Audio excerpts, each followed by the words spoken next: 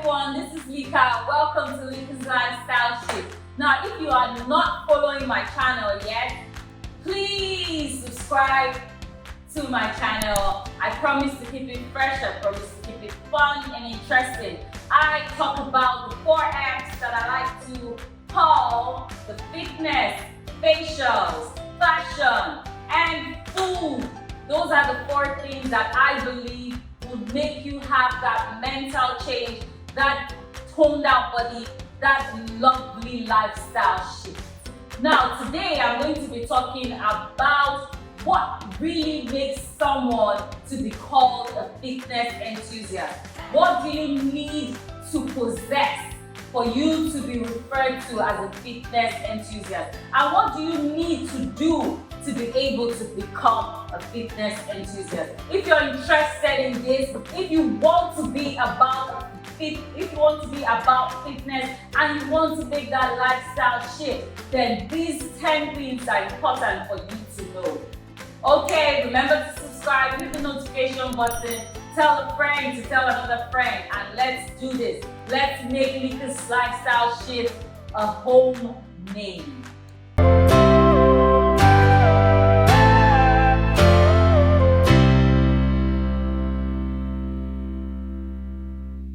Okay, I'm back again. Now, what are the 10 things? What do you really think are the 10 things that you need to do or you need to know for you to be a fitness enthusiast? I will start with number 1. Now, for number 1, which is pretty easy and you should already know, is that you need to eat right? For you to have a good body, for you to have that lifestyle shift, and for it to be sustainable, you have to learn how to eat right. Try and reduce the junk food. Try and reduce the processed food. Let's try to eat right. Now, another thing which is almost certain, or you're supposed to know, but somehow you never know, is that we should try to manage portions. We need to eat the right food, right quantity. A lot of us keep eating even if we are not hungry. Why do we do that? Why do we do that? Why do we eat even when we are not hungry? Why do we eat for fun? Food is supposed to be something that makes us feel good, that nourishes our body. So why do we just eat for fun? I don't get it. So it's really important that for you to be a fitness enthusiast, you eat right, you eat for the right reasons, and you also eat the right quantity. Don't eat after you're full. When you feel full, you stop eating. Don't keep eating until you just keep eating. Stop that. Okay? Now, the next thing you need to know is that you need to structure a workout. Right? That's the 3rd thing. You have to structure a workout. You need to know what workouts you're doing. Why are you doing them? If I'm working my arms, this is an arm day. So I know that I'm working my arms. You structure your workout for an arm day. Now, if I'm working my lower body, I know that this week I'm working my lower body. So I'm going to structure my workout for lower body. So for you to be able to have that lifestyle shift and to do it properly and to be a fitness enthusiast, you need to structure your workout. Know the right workouts to do, know when to do them. The next thing that you need to know as a fitness enthusiast is that you need to understand your strengths and weaknesses.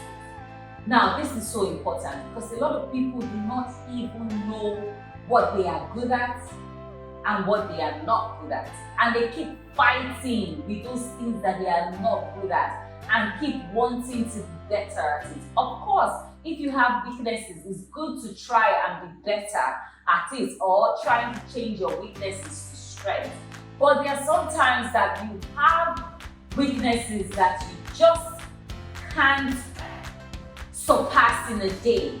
It's good to know that, it's good to accept that, and it's good to try and be motivated by it and try and be better. So for you to be a proper fitness enthusiast and for you to be able to have a lifestyle shift, you need to know your strengths and weaknesses. Your strengths, you amplify them. You keep going at it. Like, for example, I know that I'm super good at doing squats. So I love to do squats. I can do 100, 200 squats.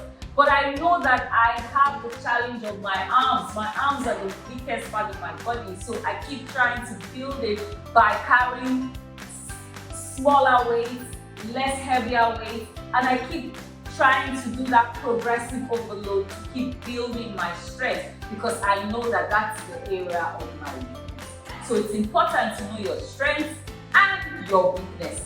So the fifth thing is hydration. A lot of us do not understand the importance of drinking water, of drinking fluids, of drinking juice, and a lot of other things. And when I say juice, I mean fresh juice, right? Okay, so it's really important to stay hydrated.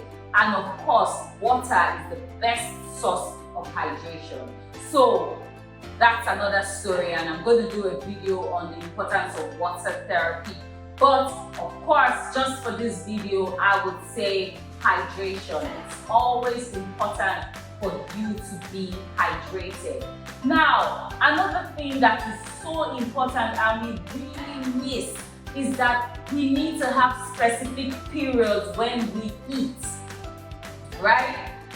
You don't have to call it intermittent fasting, but you need to also structure your meal plan. It doesn't mean that you're on a diet, but your system reacts better when it has a structure. It knows when food is coming, when food goes out as well.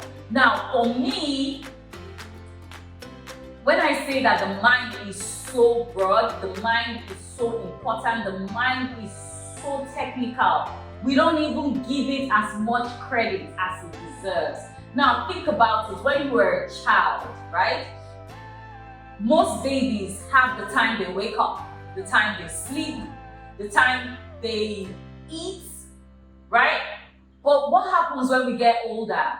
We stop doing this. We stop, following that routine because we feel we're no longer babies, right? But we forget that our minds are very structured. If we follow a routine, then your system reacts to that routine, and it is so important, especially when it comes to your diet. Now, it's very important for you to have specific periods. It doesn't have to be the exact time, but it can be a duration of an hour, 2 hours within that same time. It is so important for your body system to have that specific timing when it expects food. Now, the next thing, the 7th point here is quality rest. It is so important for you to sleep. Now, resting is not just for you to have a 1 hour nap during the day. Sometimes it's important if you didn't get enough rest at night, but I would advise that you try to rest well, at least 8 hours rest during your nighttime sleep, because that's the best time for you to sleep and for your system to completely shut down. It's so important for you to rest and for you to sleep, for your body to be able to rebuild and be ready for the next day's work. So trying to make sure that you put in 8 hours of night rest is extremely important for your body to work at its best and as effective as possible. Now, another important one is people who are fitness enthusiasts are focus sets. They know how to put goals, they know how to set goals and be able to achieve those goals. They are extremely motivated people. Now, don't you want to be that? Don't you want to be someone who always sets a target and meets that target? Don't you also want to be someone who sets goals and meets those goals? Don't you also want to be someone who motivates people to be the best version of themselves? Being a fitness enthusiast helps you to be able to make that change, to be able to be motivated, to be able to set goals and always meet those goals. Now, the 9th thing that makes you a fitness enthusiast and why you should jump on board on a lifestyle shift is that being a fitness enthusiast gives you the opportunity to give yourself rewards. That's one of my favorites. Trust me, that's one of my favorites. Because you can reward yourself. You are doing everything right. You are eating right. You're eating at the right time. You're doing your workouts. You are remaining motivated. You're doing all this to be the best version of yourself. Why not reward yourself for being awesome? Right? I call it my cheat days. My cheat days are Sundays. Sundays I go all out. I just eat something I'm not supposed to eat. I buy myself something I'm not supposed to buy myself. That's my reward day. That's the day I smile. I just kick back. And I'm happy for putting in all the work from Monday to Saturday. Always have a reward day because it keeps you smiling, it keeps you happy, it keeps you knowing that everything is worth it. Okay? So it's important to have a reward. Now, finally, and most importantly, is that when you do have a lifestyle shift, when you are a fitness enthusiast, you have the best work ethics. Not only in the gym, not only in meeting your fitness goals, but in life in general. You will see that even in your workplace, even at home, even with everything that you do, you always give it your all. You always give it your best because you do not believe in defeat. You do not believe that you can't do it. Doesn't exist.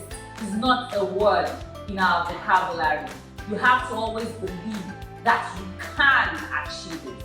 And today I push you to become a fitness enthusiast, to put yourself first, to put your body first, and to be the best version of yourself. If you are not following me already, I am Lika Ahunsi. I talk about a lifestyle shift. Please subscribe and continue to enjoy all I have to provide about being the best version of yourself. Thank you.